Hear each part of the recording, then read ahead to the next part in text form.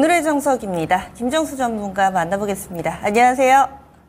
네, 안녕하세요. 네, 오늘 장에서 우리가 꼭 봐야 될 점들, 중요한 점들 짚어주시죠. 네, 지금 시장의 성격을 우리가 좀 분명히 알아야 될 것 같아요.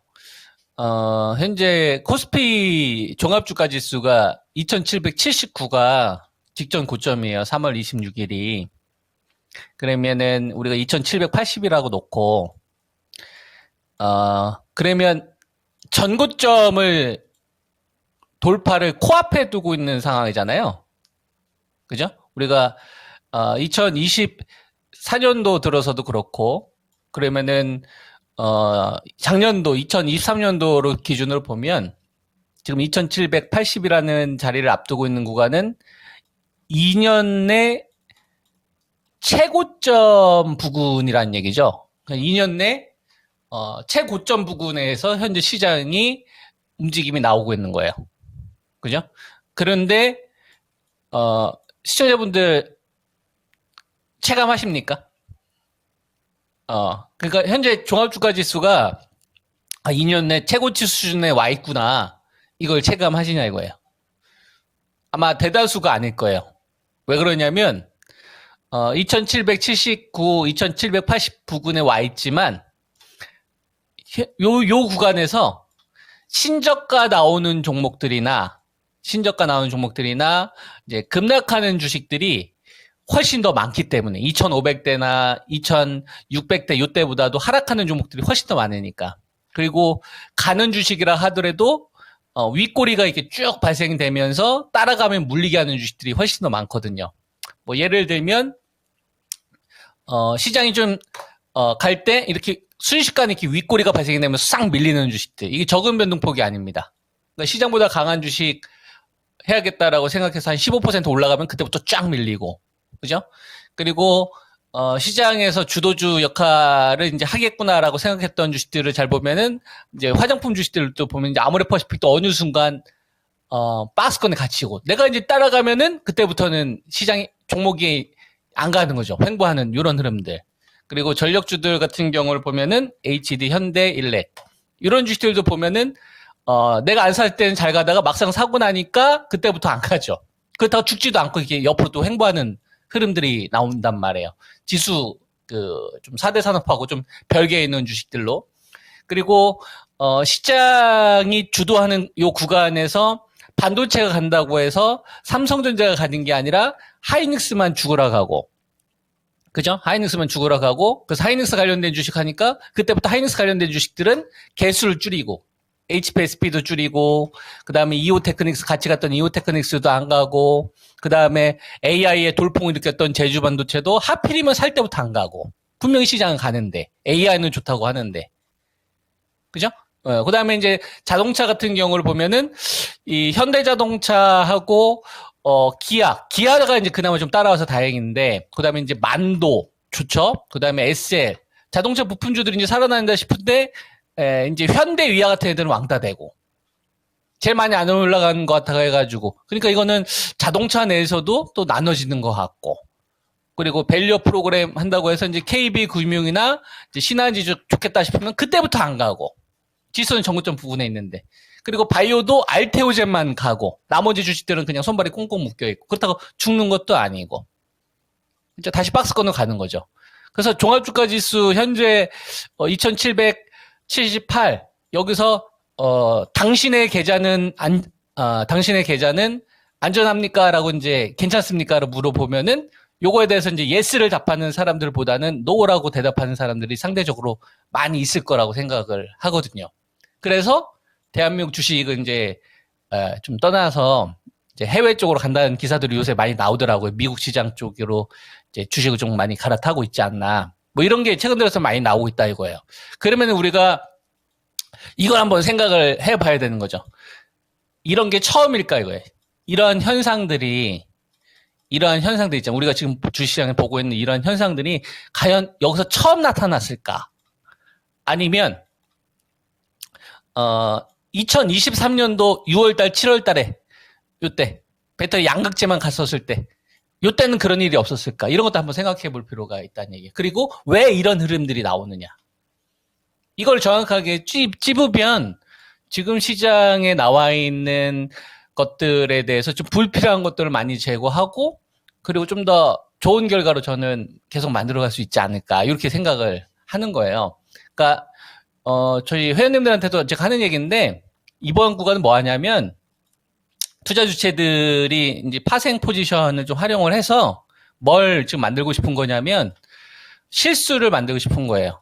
개인 투자가들의 실수를 좀 많이 하고 헛발질하고 그리고 포트가 엉망진창 되게끔 시장이 계속 좀 만들고 있다고 생각하는 겁니다. 그러니까 계속 이렇게 궁지로 몰게끔 하는 거예요. 또 이렇게 헛된 희망 갖고 또 실수하고 또 배터리 반등 나니까 거기 또 이제 전망치 얘기하고 그다음에 자금 아직 붙지도 않았는데 그냥 따라가게끔 하고 이렇게 해서 좋은 포트를 가지고 있었던 종목들이 가만히 있었으면은 중간은 갈 텐데 계속 이렇게 잦은 실수를 하게끔 시장이 이렇게 계속 만들고 있는 거죠. 그런 상황으로. 여기에 당하지 않아야 된다 이거예요.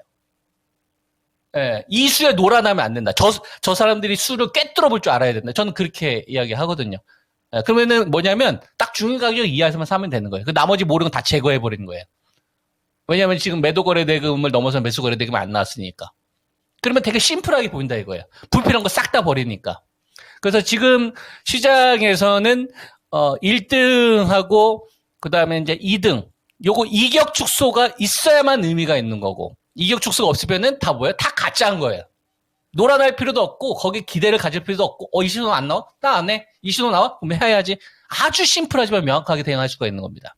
그래서 지금 현재 주식시장을 좀 바라봤을 때 요걸 한번 생각을 해보세요. 외국인들 포지션 그런 것도 그냥 이렇게 생각하시면 돼요.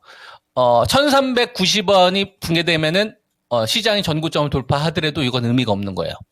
그 다음에 환율이 1360원을 깨게 되면 시장 횡보되더라도 조만간 전고점을 돌파하겠구나라고 생각을 하고 있어야 돼요. 왜? 환차익이 생기기 때문에. 이게 외국인들 가지고 있는 약점이에요. 이게 제일 중요한 거예요. 나머지 경제지표는 후행입니다.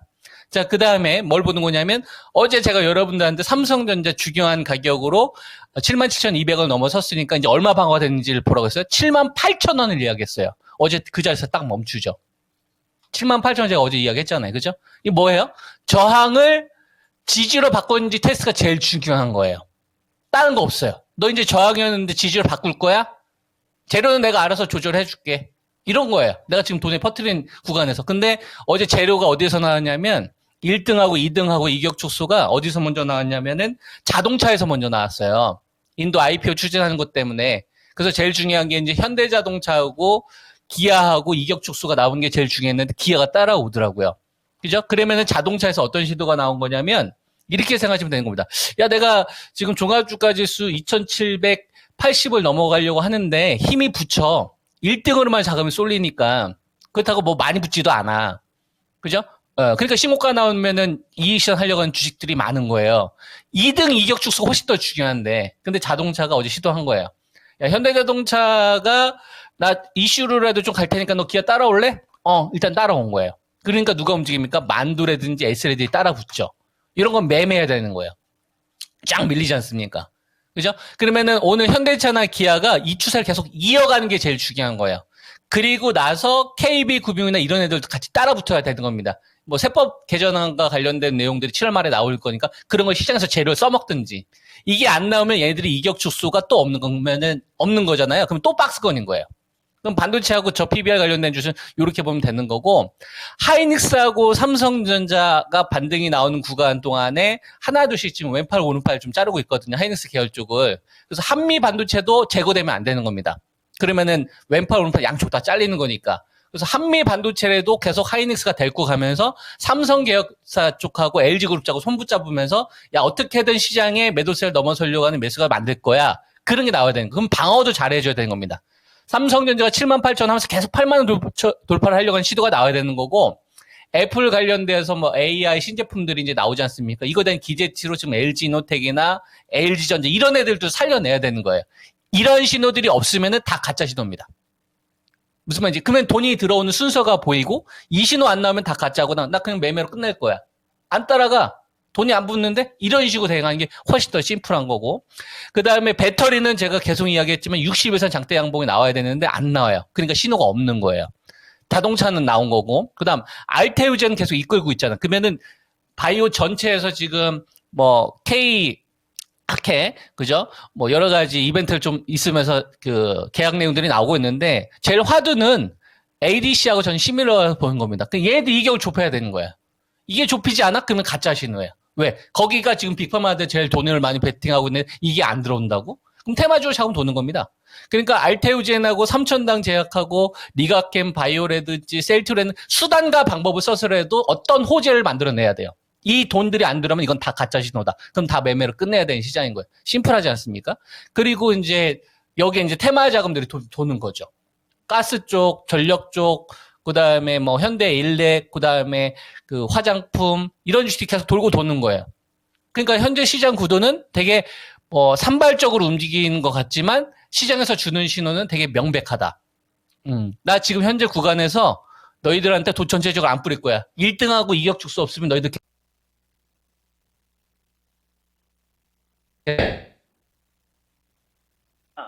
이거 좀 여러분들이 좀 잘 포트에 반영해서 대응하시면 좋은 결과가 있을 거다라는 말씀 좀 드리겠습니다. 네, 오늘은 1등주, 어제도 이 시간에 좀 1등주에 주목하자라는 내용들 강조를 해주셨는데 또 이격 축소 부분이 어떤 의미를 가지고 있는지 오늘은 여기에 또 자세하게 전략을 연결시켜 주셨는데요. 알겠습니다. 내일 뵙겠습니다. 예, 감사합니다. 네, 지금까지 오늘의 정석 김정수 전문가였습니다.